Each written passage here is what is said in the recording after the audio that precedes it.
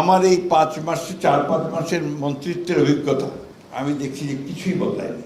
একইভাবে আপনারা যারা ঘুষ খেত তারা ঘুষ খাওয়ার ফন্দি বিক্রি করছে, একইভাবে যারা আটকে দিত ভালো একটা কাজকে আটকে দিচ্ছে, একইভাবে ওই যে আমি বললাম যে আপনার ভোল পাল্টে দিয়ে চলে আসছে।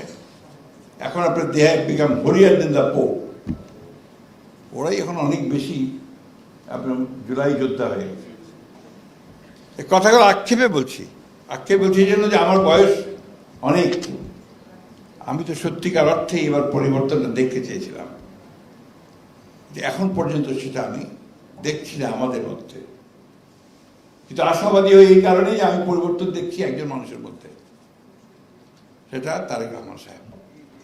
তিনি চেষ্টা করছেন, তিনি নতুন নতুন নজির স্থাপন করছেন, এবং সেই নজিরকে যদি আমরা সামনে নিয়ে যাই সবাই মিলে, তাহলে আমার মনে হয় যে হয়তো পরিবর্তনটা হবে। We must all give him support. সবাই মিলে তাকে সমর্থন দেওয়া দরকার।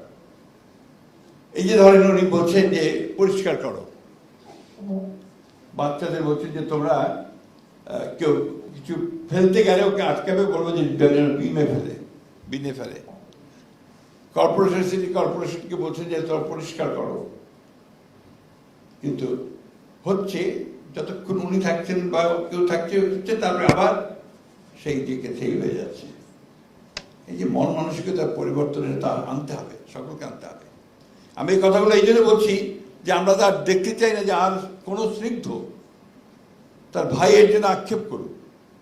আমরা আর দেখতে চাই না যে আবু সাইদের বাবা মা যারা তাদের একমাত্র সন্তান নয়, উপার্জনকারী সন্তান, পড়তো এবং আপনার সেই সঙ্গে টিউশনি করতো, এই উপার্জনকারী সন্তানকে হারাতে হয়, ওয়াসিমকে হারাতে হয়, সেই ছোট্ট বাচ্চাগুলোকে হারাতে হয়।